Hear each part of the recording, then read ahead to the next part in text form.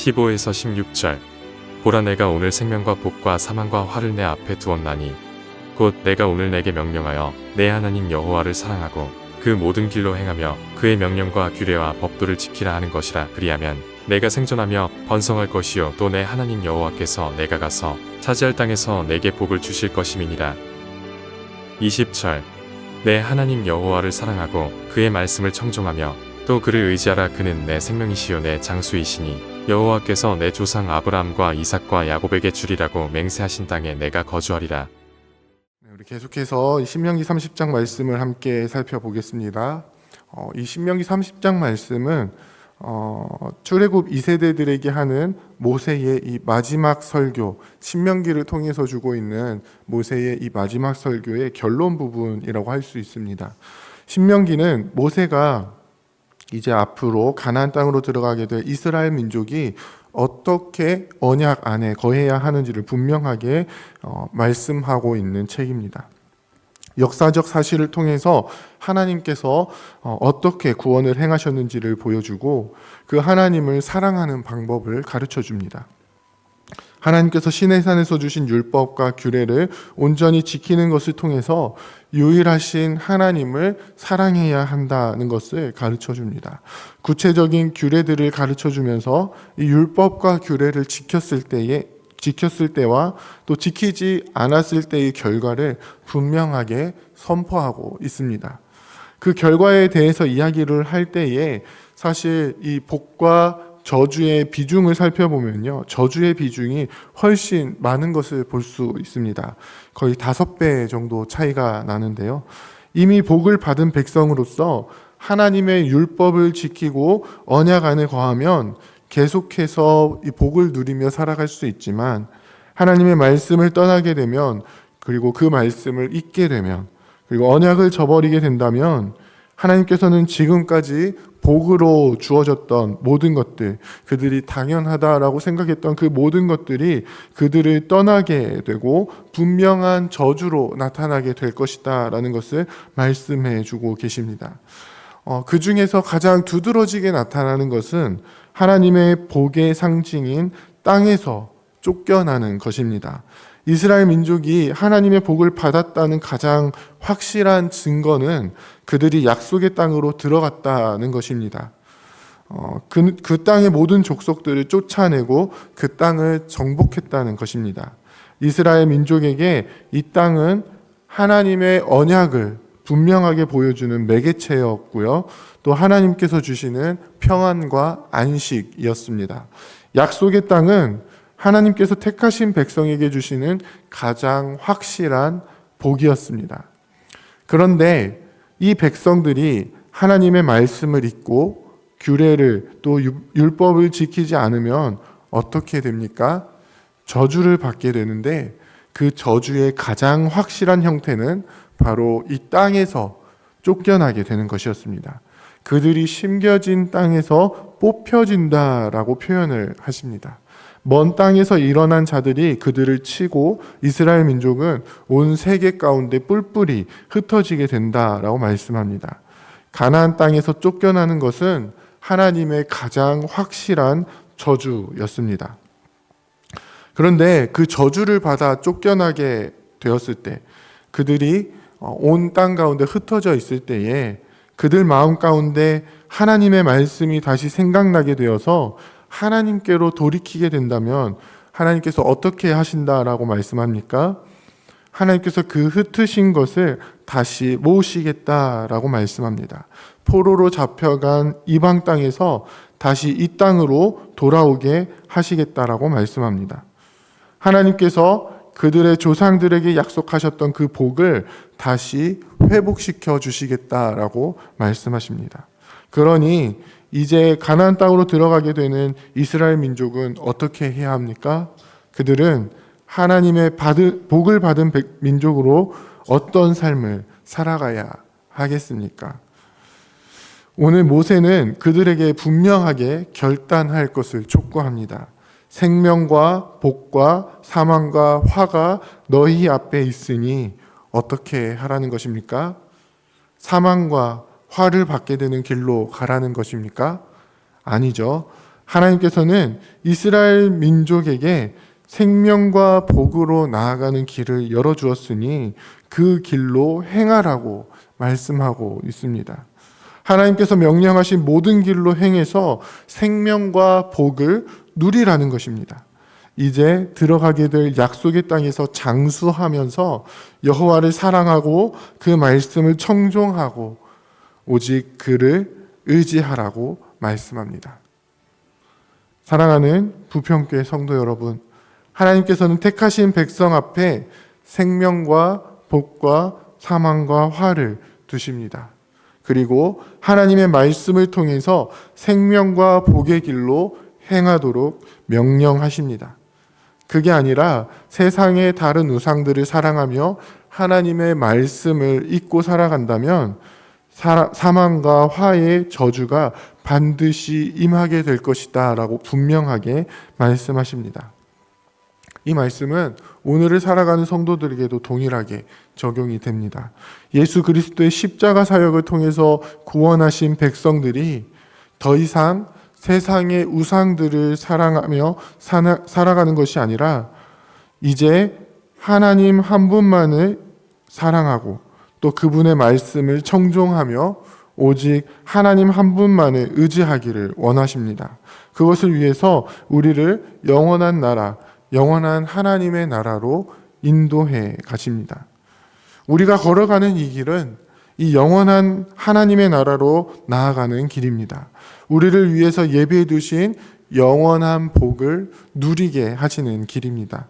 하루하루 살아가는 우리의 삶은 그 땅을 향하여 전진하며 그 땅을 정복해 나가는 신앙의 여정이 됩니다. 그 과정에서 우리는 어떻게 살아가야 합니까?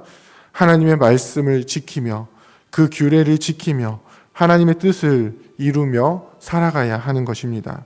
우리를 이끄신 생명의 길로 나아가야 하는 것입니다. 하나님으로부터 오는 이 영원한 복을 누리며 살아가야 하는 것입니다. 그 생명과 복을 날마다 누리시는 우리가 되기를 원합니다.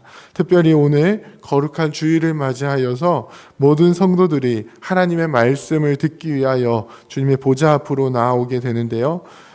우리에게 선포되어지는 그 말씀이 그저 허공을 울리는 소리가 되는 것이 아니라 우리의 마음에 새겨져서 그 말씀이 우리의 삶을 이끌어 가게 되기를 원합니다.